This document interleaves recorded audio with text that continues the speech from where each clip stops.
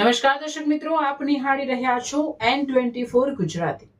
તો નજર કરીશું આજના મહત્વના સમાચાર પર।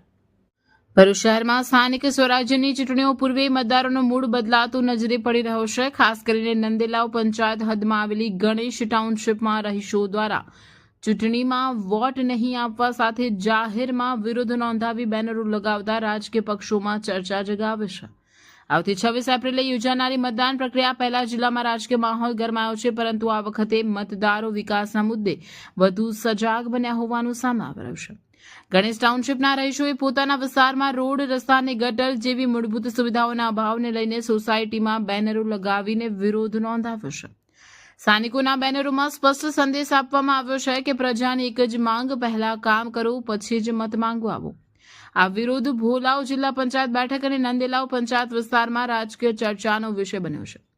રહીશોનો આક્ષેપ છે કે ચૂંટણી સમયે જ નેતાઓ વિસ્તારમાં દેખાઈ દે છે, જ્યારે વર્ષો સુધી મૂળભૂત સમસ્યાઓ ઉકેલાતી નથી।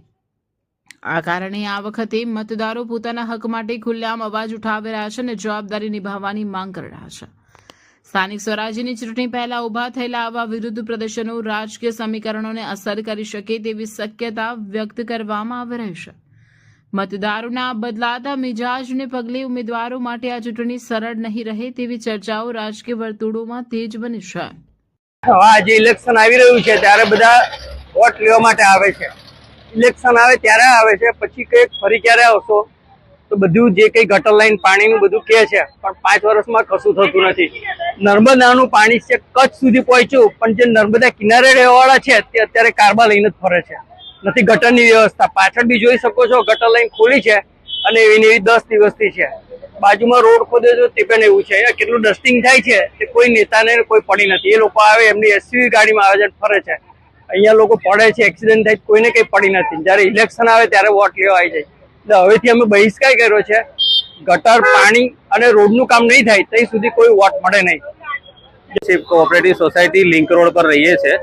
પાયાની અને માળખાગત જે જરૂરિયાતો છે, એમ તો કહેવાય કે ઘર, નળ, ગટર અને રોડ, આ માળખાકીય જરૂરિયાતોથી વંચિત આ સોસાયટીમાં અમારી ફક્ત એક જ માંગ છે કે સોસાયટીની ગટર, રોડ અને મીઠા પાણી માટેના જે પૈસા સોસાયટીના રહીશોએ કેટલા વર્ષો પહેલા ભરેલા છે, એના જવાબમાં પણ જયારે પૂછવામાં આવે તો એક જ જવાબ આપવામાં આવે છે કે બધું ભૂલી જવાનું।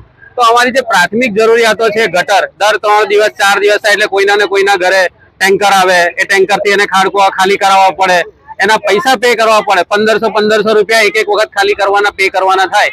તો આવી માળખાગત જરૂરિયાતોથી વંચિત આ સોસાયટી કે જેના રહીશો સૌથી વધારે ટેક્સ પેયર છે, નંદેલાવ પંચાયતમાં જોવા જઈએ તો સૌથી વધારે ટેક્સ પે કરનારી જો કોઈ સોસાયટી હોય તો ગણેશ ટાઉનશીપ સોસાયટી છે। તો આટલા બધા time to time tax pay કરતા હોવા છતાં પણ પ્રાથમિક જરૂરિયાતો જો એને ના મળતી હોય તો આ ટેક્સ પે કરવાનો કોઈ મતલબ જ નથી।